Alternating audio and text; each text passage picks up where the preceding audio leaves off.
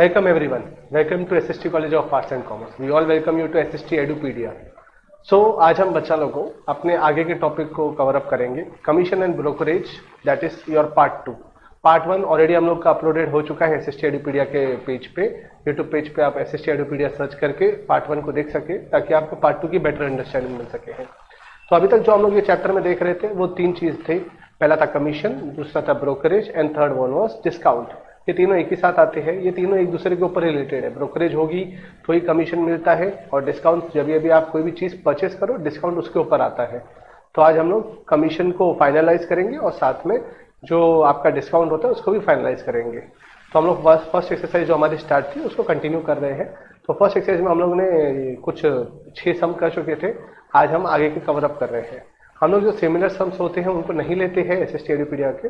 अगर आप वो सिमिलर सम्स को ट्राई कर सकते हैं, अगर कुछ उसमें डाउट आता है तो हम आपके लिए अलग से एक लेक्चर अपलोड कर देंगे। प्लीज अपने डाउट्स के लिए आप अपने कमेंट्स बॉक्स में जो भी क्वेश्चन नंबर आपका डाउट है with exercise number put up कर दीजिए। फिर मेक श्योर कि आपका वो डाउट आपके नेक्स्ट Edupedia के वीडियो में सॉल्व हो सके। तो अभी नेक्स्ट हमारा क्वेश्चन आता है कि Deepak salary was increase from 4000 to 5000, मतलब दीपक की पगार 4000 से 5000 बढ़ा दी गई थी।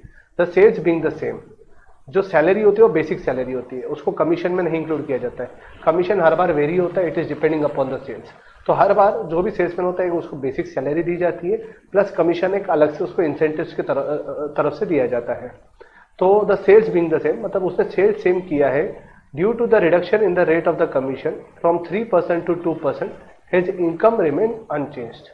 मतलब भले सैलरी बढ़ गया, सेल्स सेम रही, बट उसका इंटरेस्ट रेट जो उसको मिलने वाला था, जो कमीशन का रेट था, वो घटने की वजह से उसका जो इनकम जो पहले में रहा था सैलरी इंक्रीज के पहले और सैलरी इंक्रीज के बाद, वो दोनों का दोनों सेम रह गया। तो अभी इससे आपको चाहिए कि उसने सेल्स कितना किया। तो आइए, पहली बात तो जो चीज़ मालूम नहीं होती उसको हम लोग हमेशा एक्स अज्यूम करते हैं। तो let the sales made by Deepak be x. उसके बाद उसकी एग्जिस्टिंग सैलरी कितनी थी, 4000। अभी उसको रिवाइव, उस पर रेट ऑफ कमीशन कितना था, 3%। तो एक example, initial income of Deepak अगर हम लोग कैलकुलेट करते हैं तो it is salary plus commission on sales.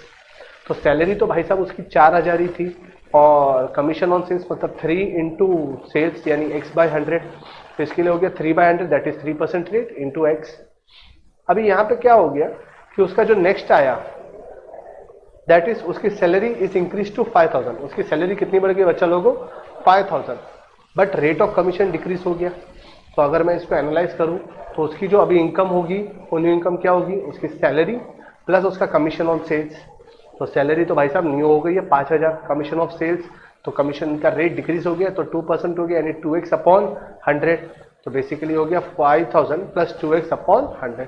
अभी आपको ये बोला गया है कि उसका जो पहले का इनकम था और जो अभी का इनकम है वो दोनों सेम है। मतलब जो पहले हाई रेट के ऊपर, हाई रेट ऑफ कमीशन पे कमा रहा था और अभी रेट ऑफ कमीशन लो होने के बाद भले सैलरी बढ़नी है, जो कमा रहा है वो दोनों सेम है। तो आप वो दोनों इक्वेट करोगे, तो दोनों इक्वेट करने के साथ 4000 plus 3x/100 equals to 5000 plus 2x/100। 100 को दोनों से मल्टीप्लाई करके ये जो बन गया तो that is 3x minus 2x equals to 5 lakh minus 4 lakh. तो therefore 3x minus 2x is 1x and 5 lakh minus 4 lakh is 1 lakh. तो बेसिकली अगर आप लोग ऑब्जर्व करोगे तो हम लोगों ने x माना था हमारे जो सेल्स थे। तो therefore now finally we can say that the sales made were by Deepak were amount to 1 lakh rupees.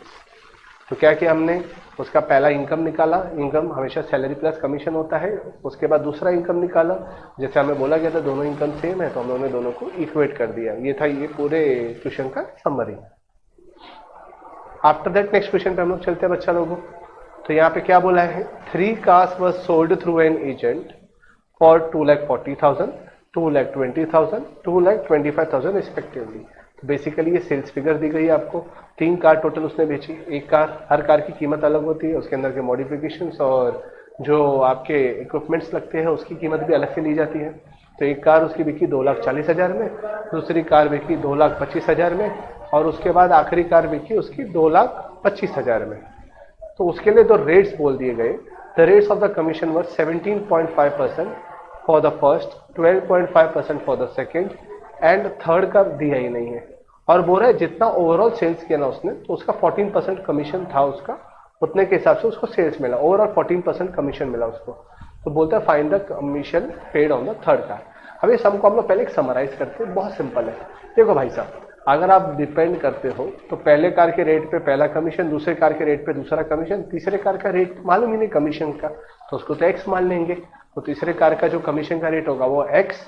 अभी इक्वेशन फुलफिल करने के लिए आरएचएस भी चाहिए, तो आरएचएस हमें यहाँ से कहाँ से मिलेगा, तो हमें टोटल सेल्स दिया गया है, तो आपको मालूम है उसने बेचे ही 3 कार है, तो तीनों में से जो कमीशन आएगा वो टोटल कमीशन के बराबर होना चाहिए। तो हम क्या कर सकते हैं, total commission, commission of first car, commission of second car, इन तीनों को निकाल के एक इक्वेशन में पुटअप कर सकते हैं, हमें हमारा फाइनल कमीशन मिल सकता है। तो उसी के रास्ते पे चलते हैं।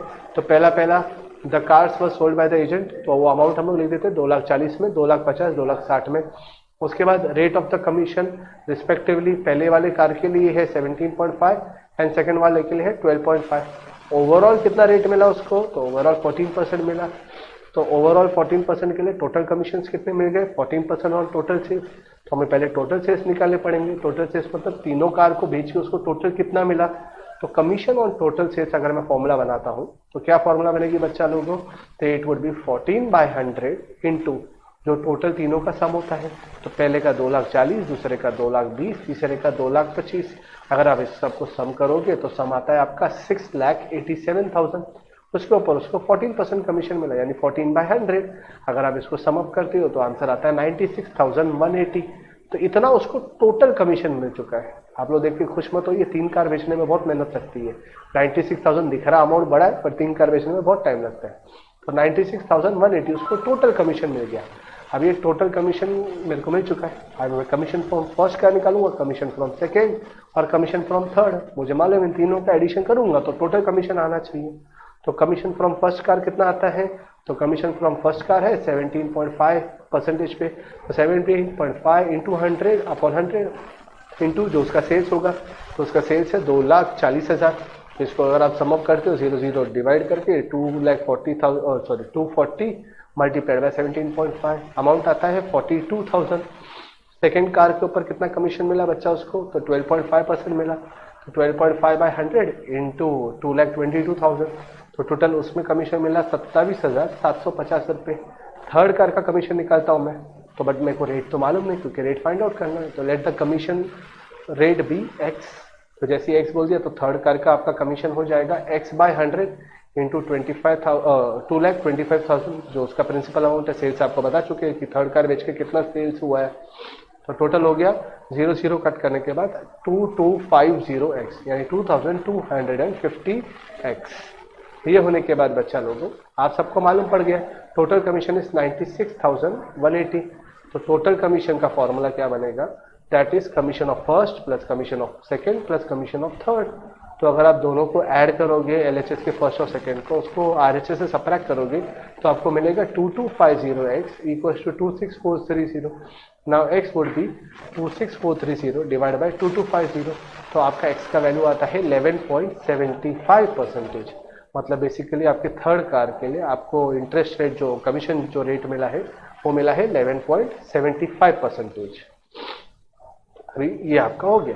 तो ये सब में अगर हम लोग समराइज करें तो हमने क्या किया बच्चा लोगों, तो हम लोग ने ये सब में पहले तीसरे कार के लिए हम लोग ने x मान लिया, तीनों के अलग अलग रेट निकाले, ओवरऑल कमीशन भी निकाला। तो तीनों का जो एडिशन ऑफ अमाउंट होगा वो मुझे मालूम था कि वो टोटल कमीशन के बराबर होगा। वो इक्वेशन बना के मैंने अपना x जो अननोन है उसको निकाला, that was my rate. Hopefully आपको समझा होगा। तो यहाँ पे आप लोगों का जो ये पार्ट है वो खत्म होता है यहाँ पे कमीशन का। अभी आता है डिस्काउंट का पार्ट। तो डिस्काउंट का पार्ट स्टार्ट करने से पहले ये समझिए डिस्काउंट हमेशा सेलिंग प्राइस में से माइनस होती है। सेलिंग प्राइस लिस्ट प्राइस में से माइनस होती है। मतलब एक किसी भी चीज का लिस्ट प्राइस जिसको हम लोग एमआरपी के नाम से भी जानते हैं, मैक्सिमम रिटेल प्राइस, उसको हम लोग हमारे मैथ्स के टर्म्स में लिस्ट प्राइस बोलते हैं। तो जो भी डिस्काउंट आपको मिलता है वो लिस्ट प्राइस पे मिलता है, सेलिंग प्राइस पे नहीं मिलता है कभी भी। सेलिंग प्राइस बन जाती है लिस्ट प्राइस माइनस डिस्काउंट, जिसमें आपका दुकानदार आपको वो चीज बेचने वाला है। तो मेन चीज आपको पहला याद रखनी है, एक होती है लिस्ट प्राइस, दूसरा होता है डिस्काउंट। लिस्ट प्राइस में से हमेशा डिस्काउंट को माइनस किया जाता है तो आपको आपकी मिलती है सेलिंग प्राइस। सेलिंग प्राइस को और एक नाम दिया जाता है इनवॉइस। इनवॉइस मतलब कुछ और नहीं होता, आपका जो बिल बनता है जिसके ऊपर आप फाइनल पेमेंट करते हैं उसको इनवॉइस कहा जाता है।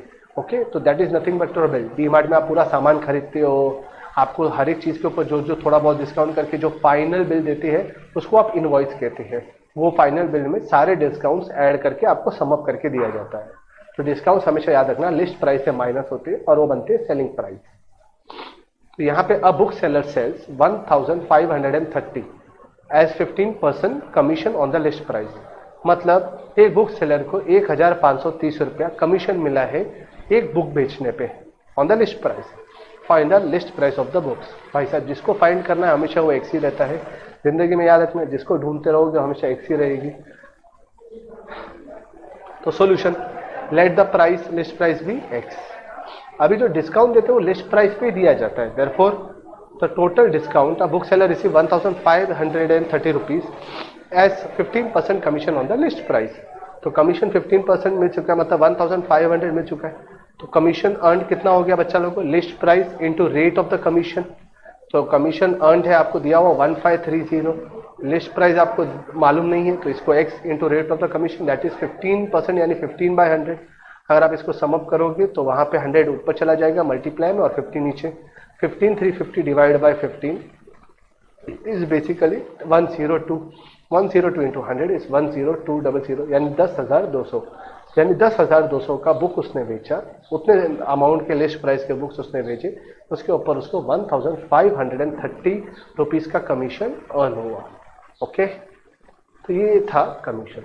अभी आते full and full fledged discount के शब्द में। तो अभी एक होलसेलर है जो 25% का ट्रेड डिस्काउंट देता है और 5% का कैश डिस्काउंट। अभी ये समझिए कैश डिस्काउंट का कंसेप्ट क्या है।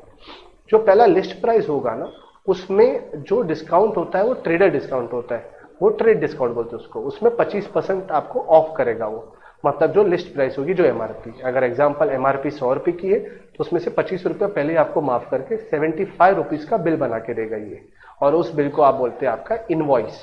अभी वो इनवॉइस बनने के बाद अगर आप ऑप्शन लेते हैं कि आप कैश में पे करेंगे तो उस केस में आपको कैश डिस्काउंट मिलता है। अभी आप बोलेंगे सर कैश डिस्काउंट और मिल रहा है, वेरी गुड, बट ये जो कैश डिस्काउंट मिलता है ये आपको एमआरपी पे नहीं मिलता है, लिस्ट प्राइस पे नहीं मिलता है, ये आपको इनवॉइस बिल पे मिलता है। दुकानदार पागल थोड़ी ना बच्चा आपको कि इतने ज्यादा डिस्काउंट देगा लिस्ट प्राइस के ऊपर। लिस्ट प्राइस से आपने जो आपको डिस्काउंटेड प्राइस है 75 रुपीज, उसमें और ये 5% जो भी आपको होगा वो कम करेगा, यानी 7.5 रुपया कम करेगा, तो 67.5 आपको फाइनल पड़ेगा। बट ये तभी कम होता है जब भी आप फाइनल जो अमाउंट होंगे उसको सेटल करेंगे in terms of cash, not in terms of online transaction और बैंक ट्रांजेक्शन। तो ये तो what will be the net price of an article marked at 1600, मतलब उसकी मार्क्ड प्राइस मतलब लिस्ट प्राइस। तो आपको लिस्ट प्राइस दे दी गई है कितनी बच्चा लोगों, 1600 रुपया। मार्क प्राइस मतलब लिस्ट प्राइस, जो इस प्राइस को आपके प्रोडक्ट के ऊपर मार्क किया जाता है यानी लिखा जाता है, उसको हम लोग बोलते हैं लिस्ट प्राइस। तो होलसेलर कितना परसेंट डिस्काउंट दे रहा है, 25%। तो 25% आपको लिस्ट प्राइस में मिलेगा। तो आपका इनवॉइस का अमाउंट कितना होगा, तो trade discount is 25% of the list यानी 25% ऑफ 600। तो देयरफॉर आपका 25% 25/100 इंटू 1600 यानी 400 का आपको डिस्काउंट मिल रहा है। कितना मिल रहा है आपको, 400 का डिस्काउंट। तो अभी आपका इनवॉइस प्राइस कितना हो जाएगा बच्चा लोगों, list price minus discount price. Discount तो माइनस करना ही पड़ेगा उसको। तो आपका जो 1600 रुपया एमआरपी था उसमें उसने 400 रुपया कम करके आपको 1200 दे दिया, आप खुश हो गए। आपने और पूछा कि और डिस्काउंट के लिए आपने अपेक्षा की, तो उसने बोला हाँ अगर आप कैश में भरोगे तो और 5% डिस्काउंट दूंगा। आपको लगा कि वो एमआरपी में बात कर रहा है, वो एमआरपी नहीं देगा। वो ये जो आपका इनवॉइस बिल बना है अभी आपका जो 1600 माइनस 400 करके 1200, ये जो इनवॉइस का बिल बना है ये 1200 के ऊपर आपको 5% देगा। तो यहाँ पे आगे बढ़ते हम लोग। तो होलसेलर अलाउस 5% कैश डिस्काउंट। जैसे आप 5% की बात करोगे तो 5% डिस्काउंट किसका होगा, इनवॉइस का, not on the list price. इस बात का ध्यान देना, बहुत सारे बच्चे एग्जाम में गलती से लिस्ट प्राइस का लेके आते हैं, डिस्काउंट ज्यादा की अपेक्षा रहती है उन्हें। तो 5/100 इंटू 1200 दैट इज 60। तो 60 बेसिकली अगर आप बोलेंगे तो ये नेट प्राइस बन जाएगा आपका invoice price minus cash discount. तो इनवॉइस प्राइस जो थी आपकी पहले 1200 थी, उसमें से 60 रुपया माइनस करोगे आप तो 1140 रुपया। तो फाइनल सारे डिस्काउंट्स मिला के आपको जो आपका प्रोडक्ट था वो 1140 रुपीज में मिला। तो इसमें आप अगर ऑब्जर्व करोगे तो ये ट्रेड, ये इसको आप बोलते हो कैश डिस्काउंट। और भी अलग अलग तरह के डिस्काउंट्स होते हैं बट इतने ही डिस्काउंट्स आपके सिलेबस में लिस्ट किए गए हैं। होपफुली आपको हमारी फर्स्ट एक्सरसाइज एकदम क्लियर हुई होगी। इसके अंदर हम लोगों ने सारे के सारे ब्रोकरेज और कमीशन और उसके हिसाब से सब कुछ कर दिया था।